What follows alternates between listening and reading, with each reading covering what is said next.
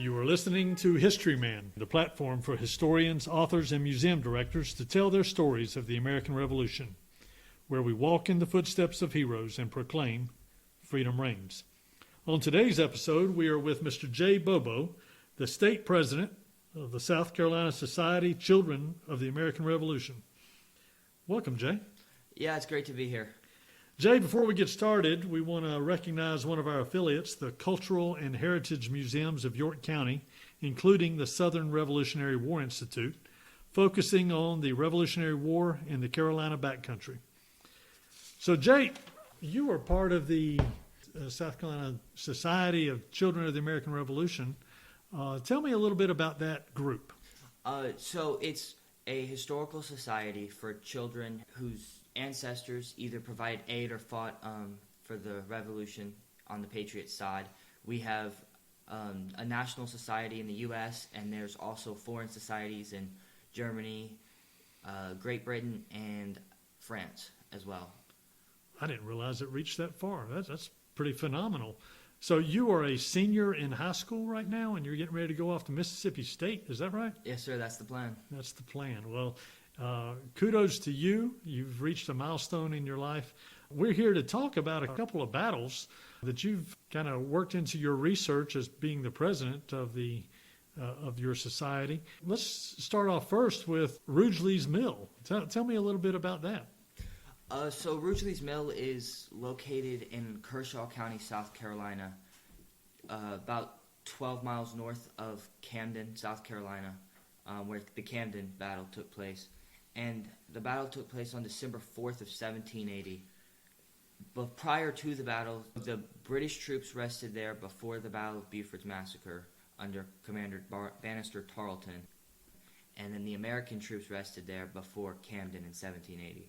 In August of 1780. Well, it makes sense because Rugeley's Mill was located on the Great Wagon Road, right? Between Camden and the Waxhaws, and Camden and Charlottetown, and Camden and Salisbury. This was like the interstate of that time, yes. Right?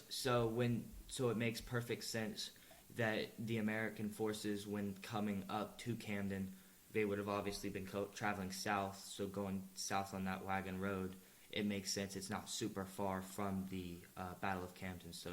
And same thing with Bannister Tarleton and his cavalry. It's not that far, and it runs right by both of those battle sites. The Great Wagon Road did.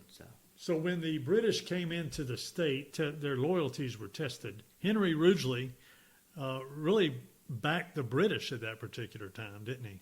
Yes, he did. Correct. When the choice came down to it, he did choose the British side. Although he also had friends and lots of other people he knew on the Patriot side, which came to test the waters later in the military career. Well, describe the house and the layout of his land at that time. So Henry Rugeley was a trading post. Rugeley's Mill was. So obviously it was a pretty wealthy house. He was a pretty wealthy man. So the house, you can imagine, was big, lots of land around it. And the barn, you can imagine it had to have been a pretty nice place at the time, when you think about his wealth.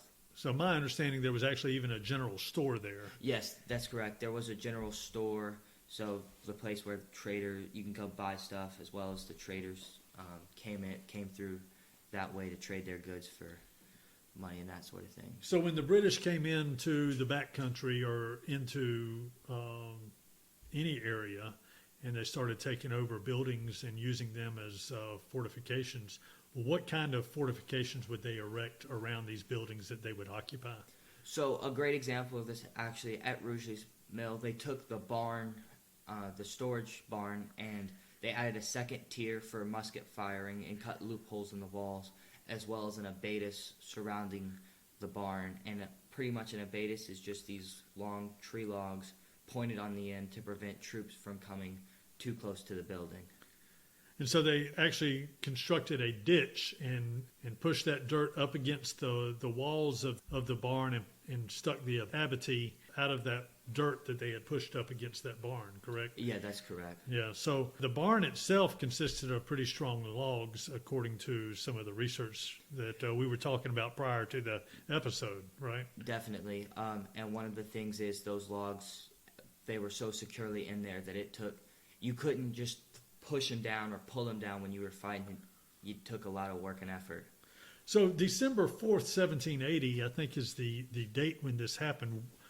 What happened? Where does this fit in the whole timeline of the Southern campaigns of the American Revolution? So Kings Mountain was in October of 1780, and then it pretty much happened between Kings Mountain and Cowpens, because Cowpens occurs in January of 1781. So it's right between those two battles in terms of the grand scheme of things.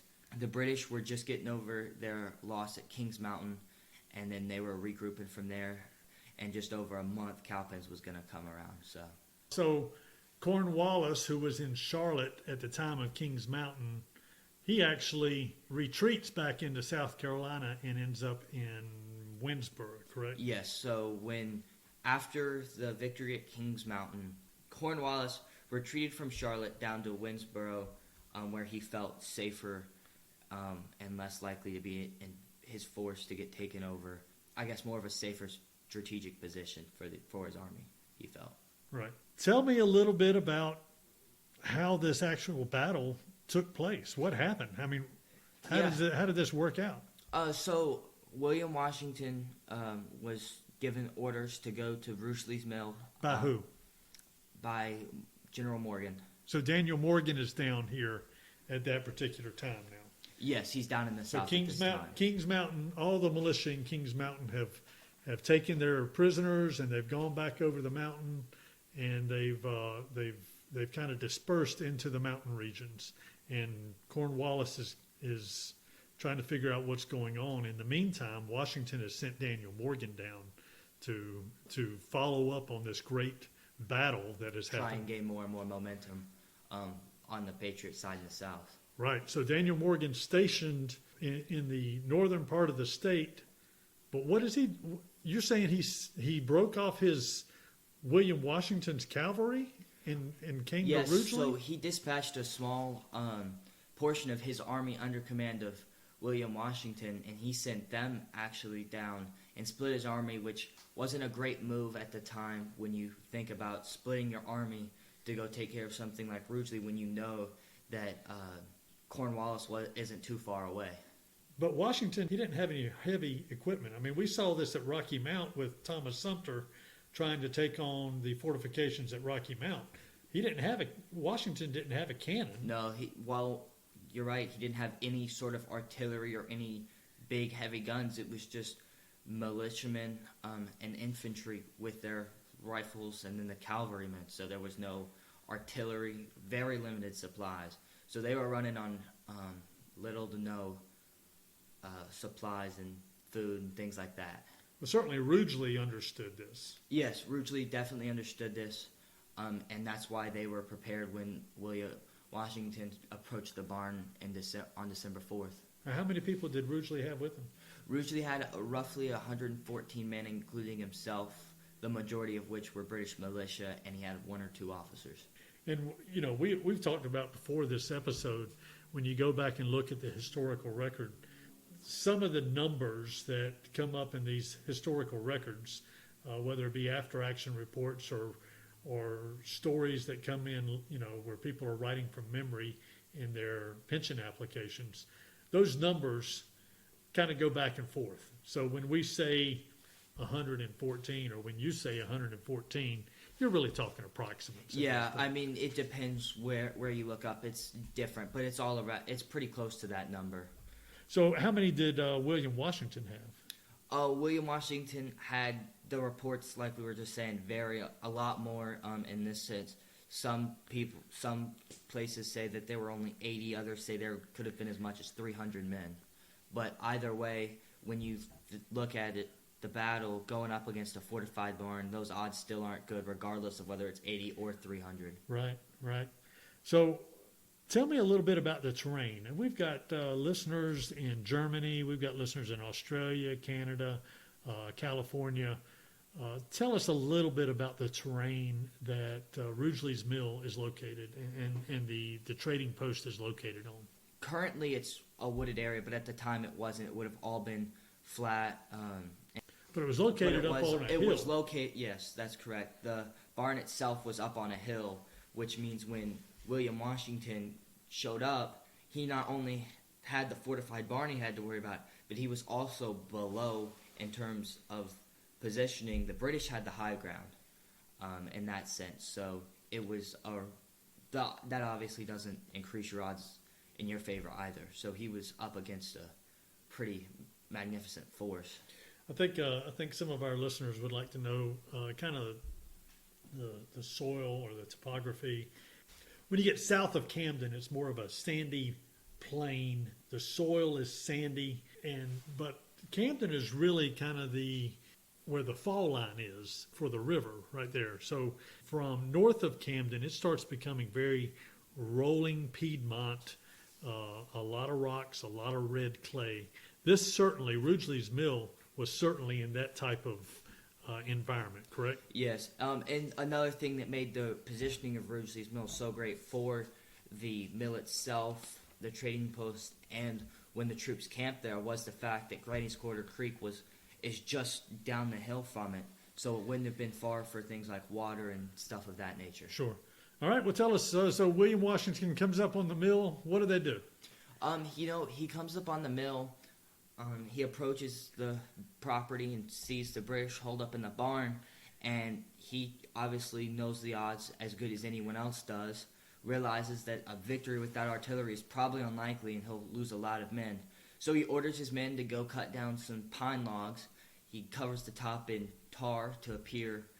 It was called the Quaker Gun Trick. So you cover the logs in tar to make them look like a metal barrel at the time, and he positions them just inside eyeshot of the British, not close enough where they can see that it's clearly not a cannon, and he tells them that he's got a cannon, and you either come out or we're going to shoot the barn. And the barn can't withhold cannonballs. It could musket balls, but it wouldn't have withheld a bombardment of cannonballs. So he positions them. He says, look, you either coming out or I'm going to blow you to smithereens. And with that, it wasn't much of a battle. There weren't any shots fired to my knowledge. And the British just came out and completely surrendered all there at the spot for the most part, which was a huge victory in terms of looking at the supplies and the lack of supplies that the Patriot forces would have had. The victory captured 4 supply wagons, so that helps with food and bullets and things of that nature.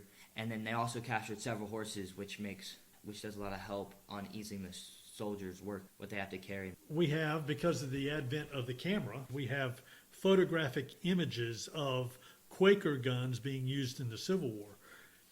But here, Quaker guns were used in the Revolutionary War, right? Yes, and even before the Revolutionary War, they were used. It's called the Quaker Gun Trick because the Quakers had a vow of nonviolence. So way back when people first started settling in North America, the Quakers, they would have used this to trick their enemies into thinking that they had cannons without breaking their vow of nonviolence.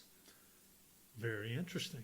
I would imagine that Rugeley, a colonel in the British forces, came under a lot of fire from his superiors after the surrender of this fortifications. He did, and when you think about it, it makes a little bit more sense when you consider how quickly that surrender was. It wasn't it's not like he surrendered after a bombardment or long days. It was a pretty quick surrender, and his superiors obviously would have gotten word that it wasn't even a real cannon. He pretty much took a position of an easy victory and turned it into a pretty devastating defeat. And it really ended his military career in terms of aftermath of the battle. Cornwallis later wrote Tarleton and said that Henry Rugeley wasn't going to be made a brigadier. This battle among his loyalty questions pretty much effectively ended his military career. So what was some other loyalty question that he had? It's said that he might have warned Governor Rutledge about Tarleton coming. Bannister or Tarleton, they didn't actually camp at Buford's massacre. But what they did do is Governor Rutledge was staying at Rugeley's Mill the night before Buford's massacre, and Rugeley warned Governor Rutledge, and Rutledge left. Tarleton left Camden about 2 a.m., got to Rugeley's Mill, and that's where he found out where Colonel Abraham Buford and his troops were, and Bannister Tarleton took his troops to the Battle of the Waxhaws, and the rest is history. His leadership was great at Hanging Rock when he brought his men down in a defensive position. So he had some talent, and he had some loyalty, and he had some knowledge about what he needed to do during the fighting and stuff. But certainly, it all kind of caught up to him there at this particular battle. What happened to him after the war? After the war, once the revolution was over, he got a lot of loyalist commanders, and that got his property seized, and he ended up going down to Jamaica and just got completely away from all of it after the war was over. So he retired in Jamaica, Wow. in a sense. Relocated to Jamaica and gave up all his land and his commerce there. Which you can imagine would have been worth a lot of money at that time. Sure, yeah. So tell us a little bit about how people can reach the CAR. So there's a national website that you can reach, nscar.org. You can reach it there. That website's got all the information on how to become a member and the process and things like that. The range kind of goes from 0 to once you turn 22, and then when you turn 22, you can join things like the SAR, Sons of the American Revolution, and Daughters of the American Revolution, also known as DAR, which also same kind of thing, just for adults instead of the children. From a freedom standpoint, the experiment of the United States of America, and it was held in the balance during the Revolution, but that experiment was unheard of in the history of the world. And it warms my heart to see you getting excited about this sort of stuff. Yeah, one thing I just like to point out for the listeners out there, when you look, you hear about the Yorktowns, the Cowpens, the Kings Mountain, the big battles, but these smaller battles like Rugeley's Mill, even though there was little to no conflict whatsoever, that's where the war was won, and these small victories that no one has ever heard of, it really boosted morale on both sides at different points in the war. So, Jay, thank you so much. It was a pleasure sitting down with you. Great to be here. Thank you so much.